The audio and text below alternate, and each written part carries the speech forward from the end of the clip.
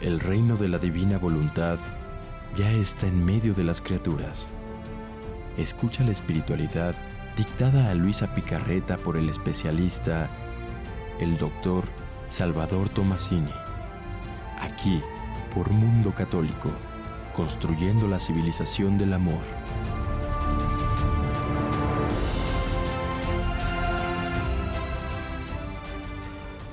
Gracias por estar con nosotros en un programa más del Reino de la Divina Voluntad. El día de hoy, como siempre, me acompaña el doctor Salvador Tomasini, que es un privilegio tenerlo con nosotros. Gracias, doctor, por estar con nosotros. Sí, gracias. Gracias a ti y a todo nuestro público, ¿no? Que nos escucha, que nos ve y que nos tiene paciencia. Así es, más que todo paciencia. Doctor, pues el día de hoy pues tenemos muchos temas que tratar, pero a mí en lo personal me llama mucho el anhelo de poder conocer más a la Virgen María. Y siempre que vengo aquí, ay, doctor, ¿cómo me gustaría saber más de la Virgen María? ¿Cómo me gustaría más conocer esa relación tan estrecha que hay entre Jesús y María? En los escritos revelados por Jesús a Luisa Picarreta, Jesús le habla mucho de su mamá, ¿no? Le habla mucho de ella, le habla mucho de cómo pedirle a ella, le habla mucho de lo que vivió ella, la Virgen María. La verdad es que la relación entre Jesús y María es muy estrecha y pues esto nosotros como católicos lo sabemos, pero quisiéramos profundizar en ello, y es una invitación también para nuestros hermanos separados, nuestros hermanos protestantes, cristianos, que no ven la importancia de la Santísima Virgen y la profundidad con la que está Jesús ligado a ella, y de lo mucho que se pierden al no poder conocer más a la Virgen María. Entonces, platícanos un poquito de esto. Es todo un tema. Todo un tema, claro. No es algo chiquito. Conocer a nuestra Madre es algo, no sé, hermosísimo, pero al mismo tiempo de mucha calma. Hay que irlo llevando poco a poco, porque hasta ahora no hemos conocido nada de ella prácticamente, ¿no? Sí, conocemos muy poco. Conocemos, o sea, más o menos su parte de su infancia, que lo pasó en el templo. O sea, conocemos el que fue elegida para que se casara con José, que también fue como milagroso la elección de él. Pero son pequeños puntos, o sea, pequeñas cositas así muy, muy leves. Y en realidad, prácticamente desde que Jesús ya empieza su vida pública, ya en las bodas de Caná, definitivamente de la Virgen no volvemos a saber nada más que su presencia a veces en algunos momentos, y sobre todo en el momento de la pasión, ¿no? Sí. Yo creo que María quedó como aparte, o sea, como para no hacer, ¿cómo diríamos? Sombra. Sí. Sombra a Jesús. Así es. Pero en la realidad es, o sea, a María no la podemos conocer, no podemos tener un conocimiento de ella mientras no hubiera habido esta revelación de Jesús. O sea, revelación de Jesús no me refiero a que Él haya dado, sino me refiero a que Él se haya abierto para que lo conozcamos, ¿no? Claro. Que eso es lo que San Juan nos decía, que cuando lo conociéramos, cuando se revelara Él tal cual es, entonces sabríamos lo que nosotros deberíamos de ser. En ese punto creo que está incluida María. Mientras no viéramos a Cristo tal como es, definitivamente no tendríamos una noción de quién es María. Y todo lo más que se podría decir es lo que se ha dicho, todo lo guardaba en su corazón. ¿Qué quiere decir eso? No sabemos nada de ella, quién sabe qué era, pero todo lo tenía en su corazón, efectivamente. Yo empezaría, o sea, a poner como puntos muy concretos. Primero, la Iglesia ha definido que María es la depositaria de todos los bienes de la redención. Que María es la encargada de administrar y de proveer todos los bienes que Jesús consigue en la redención. Si no mal me equivoco, o sea, a lo mejor sí me equivoco, es desde el papado de León X, por ahí de 1904, 1900, muy cercano, no recuerdo las fechas. Él define que es María la depositaria y la que da todo esto. ¿Qué quiere decir eso, Ceci? ¿Qué quiere decir ser la depositaria de todos los bienes de la redención? Pues eso significaría como ser, se usa otro término como medianera de todas las gracias. Medianera se queda corto, ¿no? Es como, si es la administradora de todas las gracias, es la que nos hace llegar las gracias finalmente. Es la poseedora, el depósito de todos los bienes. Wow. Ella los tiene. Qué impresionante. Ahora, ella los tiene y los administra. O sea que ella te los da. Ella es la que los da. No es como el mensajero, ¿sí? Porque eso sería como decir, bueno, Jesús los pone para que ella los lleve. No, ella es el depósito. Ya los tiene ella. Hacer el depósito ella ya los tiene. Sí, y ella los posee todos y ella es la que va a administrar todo lo de ella. Y te lo va a dar, por lo tanto lo va a dar. Así es. ¿Qué quiere decir eso? Bueno, podríamos ponerlo simplemente en el sentido de que Jesús la escoge por ser su madre para tener todo esto. Que la iglesia depende de María. En todo. En todo. O sea, todo lo que la iglesia tiene, todo lo que la iglesia administra, todo lo que ella nos da a nosotros, sale de María. O sea, entonces María sería como el centro, ¿sí? No sé si esté bien dicho, el centro, y la iglesia está alrededor de ella, esperando lo que ella da para poderlo administrar. Si entendemos que son todos los bienes de la redención, debemos entender que María es la depositaria del perdón, y no solamente la depositaria. Bueno, es que aquí necesitamos ir un poquito más despacio para que se entienda. Jesús nos dice en los escritos de Luisa, está Luisa preguntándole a Jesús y le dice, oye, ¿cómo es posible que tú me digas que yo soy el segundo eslabón de la cadena? En ti, de la cadena, para toda la familia humana, si están, pues está tu mamá, están todos los santos, todos los grandes santos que ha habido. Y cuando le dice de que está tu mamá, Jesús le dice, ¿sabes qué? Con mi mamá no te metas. Bueno, eso es mío, ¿no? Sí. Es la forma de decirlo. Dice, porque mi mamá no forma parte de la cadena o de la parte secundaria de mi amor. No, es como primaria. Dice, ella es un solo eslabón conmigo. Un solo eslabón conmigo. Y no hay diferencia, es una misma vida. ¿Qué está diciendo? Eso no lo podemos entender más que a través de la divina voluntad. O sea, María, por ser inmaculada, o sea, no es nada más la ausencia de pecado, sino es la presencia de lo que Adán había perdido, que era vida divina y voluntad divina, unidos a la vida humana y voluntad humana.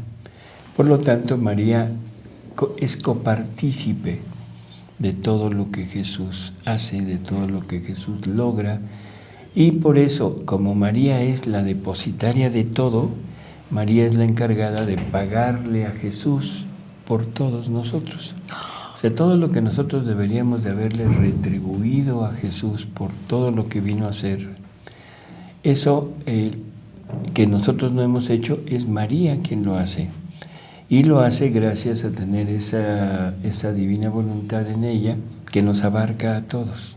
Entonces María puede obrar y puede obrar a nombre de todos y pagar a nombre de todos.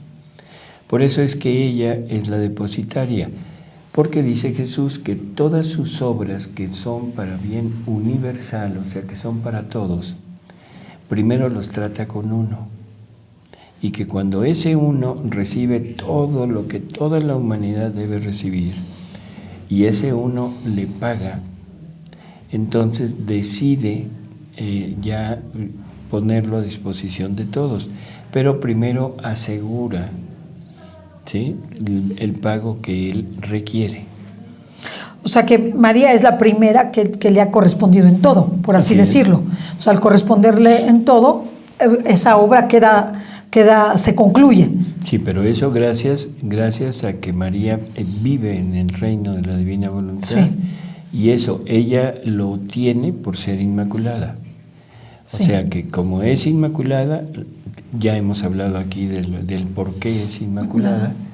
Entonces, gracias a eso ella puede recibir todos los bienes de la redención. Ahora, vamos a empezar desde el momento de la concepción de María. Jesús nos dice que el amor de ellos, de la divinidad, hacia el hombre, hacia el ser humano, quedó impedido después del pecado original. ¿Por qué impedido? Porque en Dios el amar es darse, no es un sentimiento, sino es un darse completo. Sí, sí. El hombre había perdido prácticamente la posibilidad de recibir la vida divina porque ya no tenía dónde ponerla. Entonces Dios se ve imposibilitado de poder seguir amándolo. Pero para salvar eso, el amor que toda la familia humana debería de haber recibido de Dios, lo pone en María. Y María es el receptáculo del amor de Dios para todos nosotros. ¿Qué quiere decir? Que si queremos sentir, tener el amor de Dios, tenemos que ir a María. Y eso es algo que en verdad vale la pena meditarlo. Luego, si en María está depositando todo lo que a toda la familia humana debería de haber tenido, lo que está depositando es el perdón. Entonces, el perdón de Dios se crea, tiene inicio en María. Wow. O sea, en María somos perdonados todos. Wow. Y de María sale ese perdón porque es una de tantas cosas, de tantas gracias que Jesús nos consigue. Entonces ya llevamos dos cosas. Primero, es la depositaria del amor de Dios para cada uno de nosotros. Y es es donde se crea el perdón y la misericordia. Pues qué misión tan hermosa, tan extraordinaria. Bueno, es que María es extraordinaria. O sea, no es cualquier persona. No es una criatura cualquiera. Y esto de que ahí se crea el perdón y la misericordia, hay que entender lo que es para la familia humana. No es que Dios empiece a tener misericordia a través de María, sino la misericordia de Dios para el género humano se deposita en María. Sí. ¿Sí? Entonces María, depositaria de todas las gracias, es en donde depositaria del amor de Dios, donde se crea esto. Pero hay algo más de eso. ¿Qué es lo que tenemos? María va a ser la madre de Jesús. Ahora, como Jesús quiere que esto se extienda y como todos nosotros estamos destinados a ser miembros de Jesús en ese cuerpo místico, María debe ser nuestra madre. Por lo tanto, ¿qué es lo que Jesús hace? No quiere que tengamos una madre genérica. No sé si me explico. Sí, claro. O sea, una madre para todos, que podría abarcarnos, podría tenernos a todos, pero eso no lo quiere.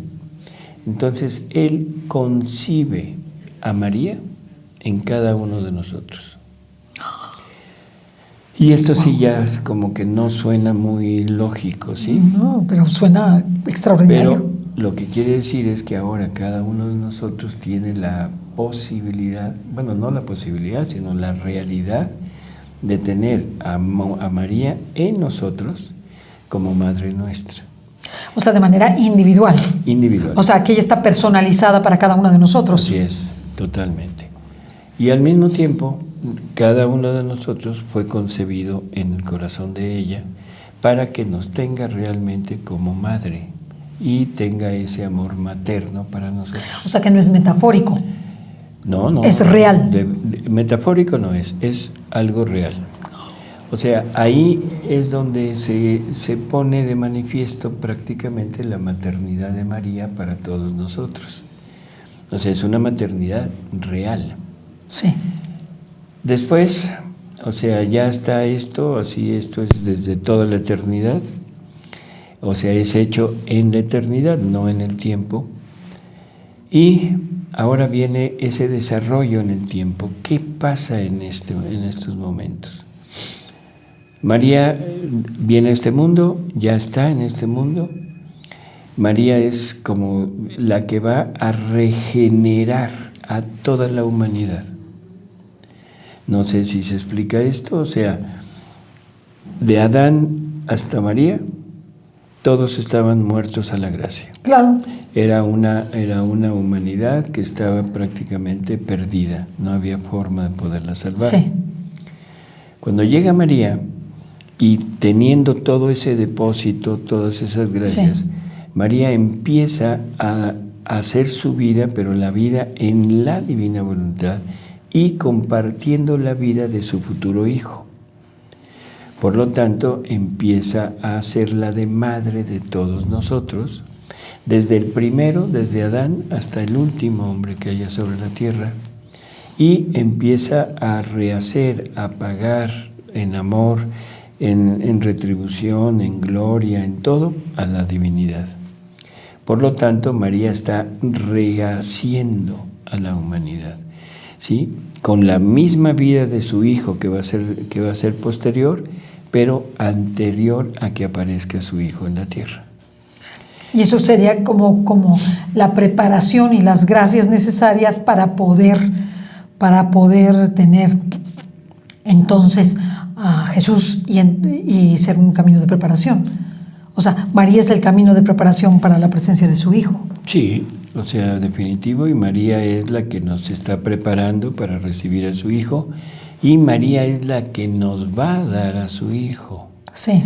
O sea, si es la depositaria de todo, también es la depositaria del Verbo encarnado. Claro. Tanto depositaria en forma Física. Como espiritual. como depositaria en forma espiritual, y que lo va a dar a todos nosotros. Lo quiere dar a todos nosotros. Nada más para eso, pues hay que recurrir al mensaje de Guadalupe, ¿no? O sea, ¿qué dijo? ¿Qué dijo la Virgen de Guadalupe cuando llegó aquí? Quiero que me erijan un templo aquí, Sí, mi casita. porque desde aquí es donde quiero darles mi amor, y desde aquí les voy a dar a mi hijo. O sea, ella es la que va a poner a su hijo en cada uno de nosotros. Parecería como que estaba rehuyendo el tema, pero creo que vamos entendiendo que la relación entre Jesús y María es una relación prácticamente desde toda la eternidad. Y es inseparable. Y que es unión, una unión total. No hay separación entre Jesús y María. Así es, no hay separación, no hay forma de poder decir que en algún momento Jesús y María como que no había esa unión. No, estaban viviendo la misma vida. Y además no hay posibilidad de ver la redención sin María, así como no hay la posibilidad de verla sin Jesús. O sea, Así es. En el mismo nivel. Así es. Si entiendo esto, me voy a tratar de regresar tantito por lo que dijiste de los hermanos separados. Sí. Ojalá y que esto lo pensaran un poco. Jesús dice en los escritos de Luisa que como María está hablando de que es la depositaria del perdón, bueno, es donde se crea el perdón, la misericordia y todo.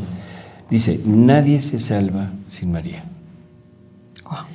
O sea, María es como una puerta de salvación. Como la puerta. Una llave, una por puerta. ahí entra. El que no entra por ahí no entra. Ay, es que es algo importantísimo. Claro que es importante. Y es tan importante que el enemigo se ha dedicado a desacreditar a María. O sea, no es nada más porque sí, sino y ha puesto en las mentes algo tan burdo, porque es burdo, que muy católico, muy cristiano, muy creyente en Jesús, me porto muy bien, hago todo bien, no insulto, no nada, pero sí insulto a su madre. No, fatal. Curioso, ¿no? Sí, fatal. Es un ataque directo contra María. O sea, desacreditarla. Yo no entiendo cómo se puede hablar de ella como se habla. Sí, no, es impresionante la falta de respeto, Así es. de veneración, de consideración siquiera como Madre de Dios. Así Porque es. yo les digo a los hermanos separados, pues lee bien tu Biblia, porque tú no la lees. Si la leyeras, tú podrías darle crédito a las palabras del ángel. Salve llena de gracia. O a las palabras de Isabel, ¿de dónde aquí que la madre de mi Señor venga a verme?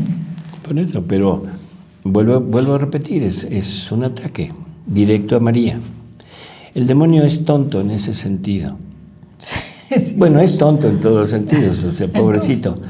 Pero él es muy burdo, muy absurdo. Debería de haber hecho un ataque contra las madres.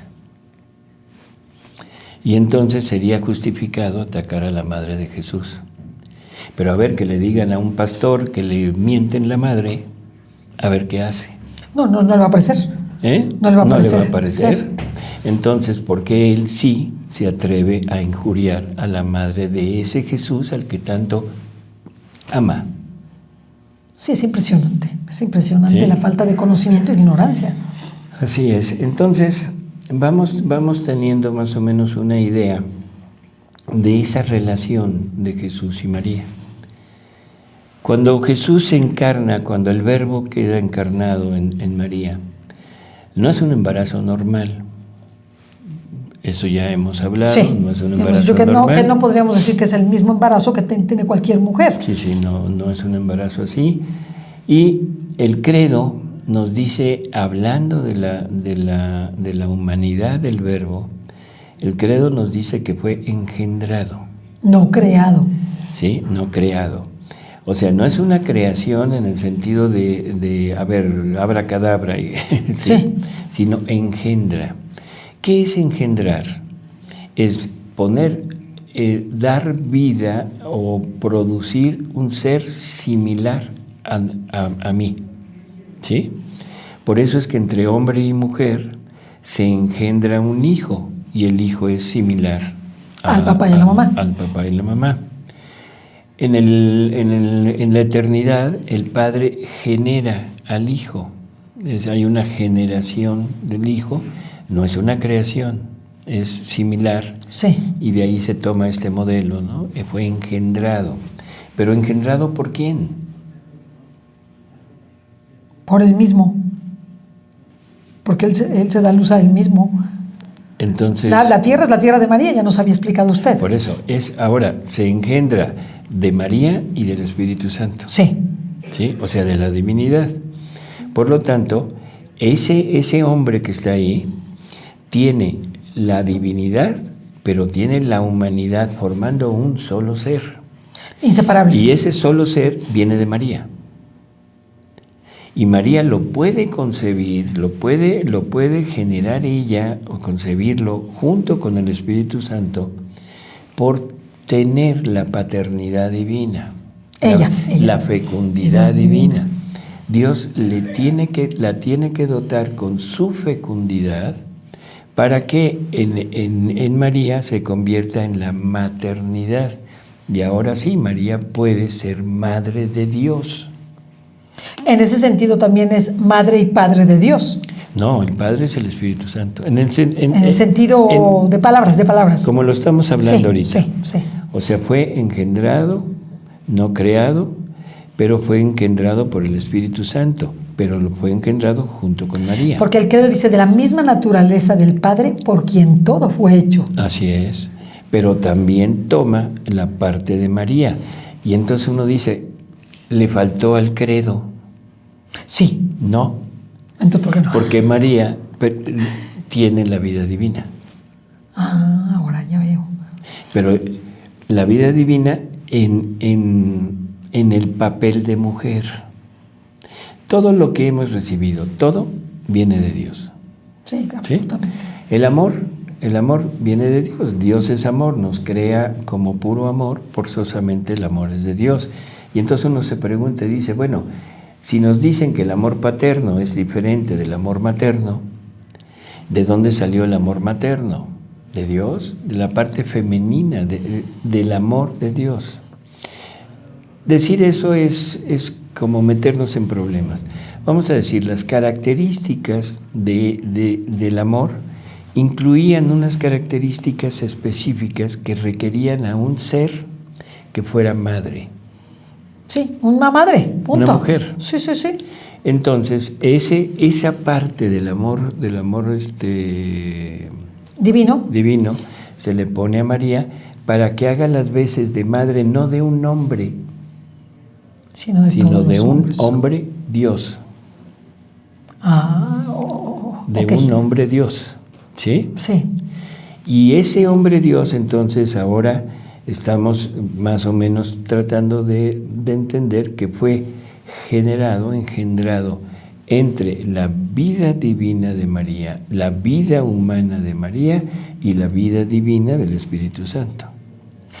No podríamos decir, o es incorrecto decir que el Espíritu Santo es el espermatozoide, porque no hubo espermatozoide. No. Sería como equivocado. No, a veces usamos un lenguaje equivocado. Y esto lo digo porque yo lo decía eso. Decía, pues es que aquí no hubo espermatozoide. El espermatozoide lo puso el Espíritu Santo. Es que no, puso la vida divina, punto. Así es. Punto. Y ahora quizás se entienda por qué decimos que el cuerpo de Jesús fue, bueno, dice engendrado, pero uno dice, bueno, ¿y de dónde salió? Si hay un esperma y un óvulo, bueno, yo entiendo que esa célula que se forma empieza a reproducirse y de ahí sale. Sí. Pero aquí no hubo ni esperma ni óvulo.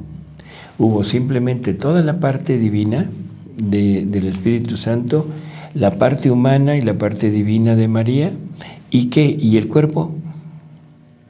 ¿Es tomado de María también? Tomado. O sea, ¿no hubo óvulo tampoco de María? No. Oh. Yo pensé que sí había puesto No, eso. pues tú puedes pensar. Sí, lo que yo quiera. No, pero quiero decir, ¿hay óvulo de María? No. No. Jesús dice que fue con la tierra de María, o sea, 5 gotas de su sangre. Wow. O sea, ¿qué quiere decir? Es de la materia de María. ¿Sí? Sí. Somos tierra, en realidad somos tierra. Sí. Entonces, y María también es tierra. María también es tierra. Pero una tierra que tiene junto con ella la parte divina. Sí, tierra divina. Claro. Entonces, ahí hay una íntima relación entre Jesús, esa humanidad de Jesús y su madre. Mucho más allá de una relación materna entre nosotros. Claro. Porque nosotros no heredamos de nuestra madre nuestra alma. No heredamos nuestro espíritu. No heredamos nuestras 3 potencias del alma. Sin embargo, la humanidad de Jesús, ¿de dónde recibe el alma? Pues yo creo de la divinidad, es una creación sí. compartida con María. Sí. ¿Sí? ¿De dónde recibe todas las 3 potencias de su alma? De la divinidad y de María. Compartidas con María. ¿De dónde recibe su cuerpo?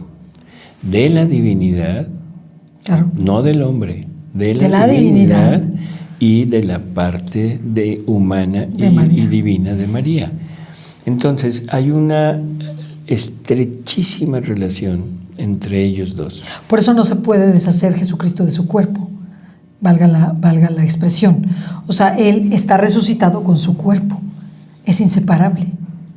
Bueno, o sea, es inseparable. Es que uno podría pensar que ya Jesús puede despojarse de su cuerpo humano. No. No se puede despojar de su cuerpo humano. Él es hombre Dios. Dios, por eso, pero eso te da más la explicación de por qué. De por qué no puede separarse. No se puede separar, simple y sencillamente porque es una sola persona. O sea, aquí necesitamos entender que Dios es hombre desde toda la eternidad. Wow. ¿Sí? Sí. ¿Por qué lo digo así tan fácilmente? Sí, es fácil, pero no es fácil. O sea, Dios vive en la eternidad. Dios tiene un solo acto, no tiene 2 actos. ¿De acuerdo? ¿Sí o no? Sí, de acuerdo. Entonces, en la eternidad Dios ya completó toda su obra, toda. Pero se tiene que ir desarrollando en el tiempo. En el tiempo parece que ahorita hace una cosa, luego otra, sí. Pero en la eternidad es una sola, es un solo acto. Bueno, si ese acto, o sea, ese único acto de Dios, encierra ya la creación del hombre, la caída del hombre, la redención de Jesús, la venida de María a este mundo, la concepción de Jesús, la muerte de Jesús, la resurrección de Jesús, y nos encierra a todos hasta el último de los hombres. Entonces yo pregunto, ¿desde cuándo el Verbo es hombre? Desde siempre. Desde siempre. En la eternidad, siempre. Dios ha tenido su propia humanidad de Jesús desde siempre. Aquí podríamos decir lo siguiente, bueno, en la mente, en la idea, en el acto, no habría problema. Yo pienso que ya en eso se puede entender y que ahora eso se tiene que ir desarrollando en el tiempo, pero la idea ya está, ¿sí? Sí.